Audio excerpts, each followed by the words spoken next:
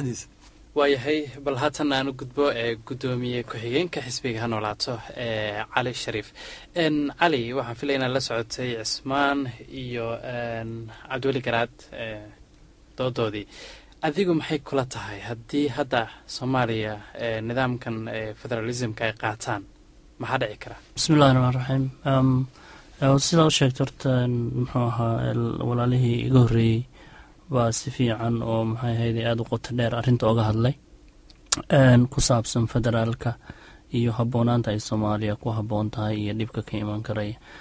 intaa u gudbinba waxaan rabay inaan idhaahdo adduunku yacni baahida keenta federaalka oo kale waa iyagii soo sharaxay. waxyaalaha yaab kale waxa weeye markaad dadka jinsiyadaha dadka dirsa oo anthropologiska la yidhaahdo soomaaliya markay wax ka qoreen waxay yidhaahdeen waa dadka keliya oo adduunku ka jira oo ayaga oo aan waddan loo samaynin u samaysmay nation ahaan. ma fahamtay? homogeneous bay dhahaan in dadkiiba si maxay ahayday nature ah bay nation u haayeen. marka dadkaasoo kale in muxuu ahaa meelaha ummadaha kale in system iyo dowlad loo sameeyo iyo inay hal meel u wada jeestaan ay ahayd inay aada sacab u noqoto ayaga inay qaabkaas bay u samaysmeen sababtoo ah dad isla dhashay oo isku muxuu ahaa sinji isku dad iyo wax saas oo kalea. marka taa inay soomaali tahay baa waxaa horta ka baxday baahidii federaalka.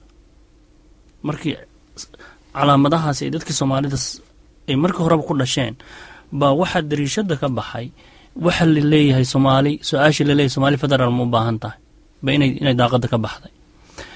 taa markii ay timid oo arrintu ay halkaa timid oy sidaas tahay waxaa laga yaaba dadku inays yidhaahdaan waxaa burburkii keenay iyo federaalka inuu iskaga qasmo.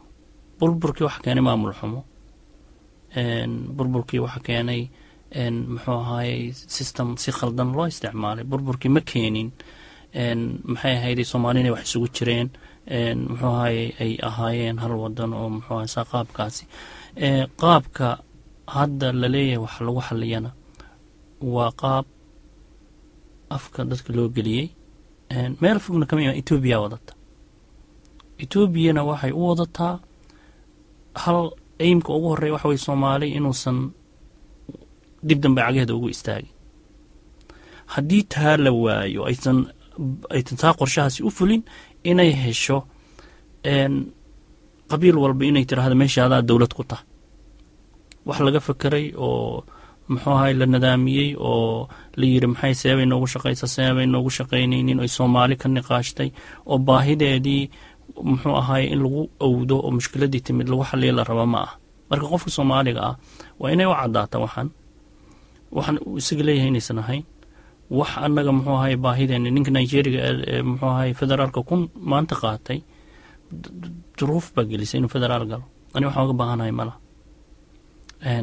marka sidaas daraaddeed ba niqaashka ah federaal ma loo baahan yahay iyo soomaali baa federaal u baahan. dadka soomaalida ee afka loo geliyeyna ma garanayaan. shacabka soomaaliyeedna waa inay u arkaan inay tahay taagtiig la doonaya in ayaga lagu baabi'iyo. waxay soomaali keensatay xataa ay dan mooday ma aha. waa qabaa inaan sohodin lahayn. yacni markii la yidhahdo hadda waqooyiga bari baa muxuu ahaayey baa federaal ah. waqooyi bari xagee ku egtaa ma gobolladaas? waxay yidhaahdeen waxay un-ta u qortay waxay ugu yeereen inuu yahay muxuu ahaay constitution bay u qortay waqooyi bariga. waxay ku qorteen wax la yidhaahdo qofka gobolkaa ku dhashay inuu dhalasho yeelanahay. waxyaalaha dadku isweydiinaya wax ka mid a waddanka gobolkaasi see dhalashadiisa lagu qaadanaya ma qabiil baa lagu qaadan? warnin baa wuxuu igu yidhi walaalkaya warniyo aniga waxaan ku dhashay dhuusamareeb reerkaygana meeshaasay ka soo jeedeen ma dhalasho dhuusamareeb baan qaadanayaa mise hadduu reerkayga meesha ka soo jeeday dhalasho maxayd meeshaas automatic u leeyahay hooyaday reer kaley ka timid dhalasho noocay qaadanaysaa way fahamsama. marka waxbay iska qoranayaanoo intii loo soo qorqoray baa loo dhiibay xataa jaha ha dhowto muxuu ahay ummadda ay ku hogaaminayso aysan garanaynin. marka annagu waxaan aidis buu ku yahay dadka soomaalida. waaya aad ba umahadsan tahay gudoomiye ku-xigeenka xisbiga ha noolaata ayuu ahaa cali shariif waa mahadsan tahay.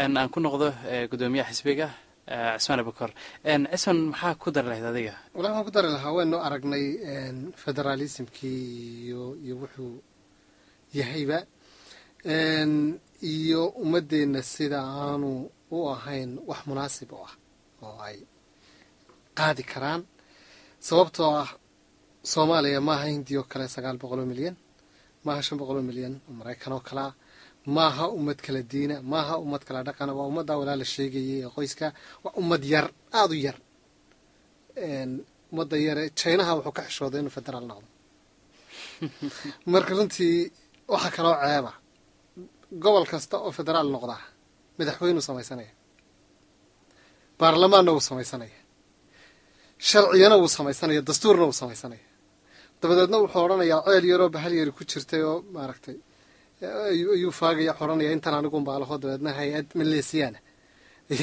ayaan heshiis la gelaya halkan yarana fagan marka dalkiiba waxa ka soo socda waxaynaan garanay aduu imagine bal maanta Soomaaliya waa madaxweynaha Soomaaliland madaxweynaha Puntland madaxweynaha Galmudug madaxweynaha Ximan iyo Xab madaxweynaha Soomaaliya madaxweynaha Jub adigu meel walba oo madaxweyne waa ummadan waxa loogu talagalayaa nidaam aanay weligeed isugu iman oo ay ku burburto ta u baahan inay dadku fahmaan markay federaal maqnaa waa taa waxa ka sii daran bal yaa xuduudo kala sameynaya dadka gobolada Soomaaliya waa la yaqaanaa xuduudahoodana waa la yaqaan qabaa'ilkooda dhamina way wada degan gobolka Jubbada Dhexe Bu'aale iyo Saakow iyo Dujuuma iyo qof walba garanaya qof ku muransan Jubbada Dhexe ma jirto gobolka Awdal loq cid ku muransan degmooyinkiisa ma jirto laakiin bal caawa Soomaaliland iyo Puntland adigu xuduudo kala samey gobol walba ma xuduud lahayn waagi Soomaaliya xuduud waa taa qodobka gobol walba xuduud buu leeyahay laakiin federaalku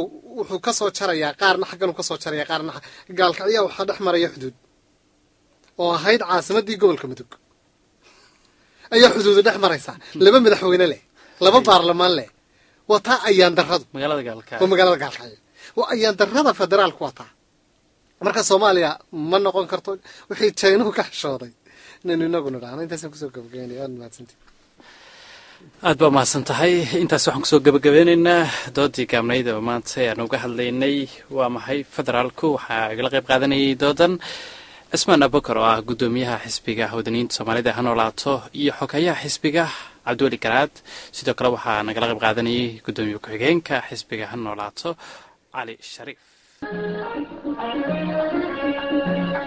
aan horumaro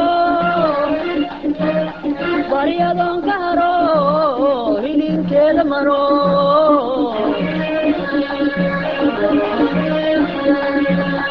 aan horumaro bariyadon ka haro hilinkeeda maro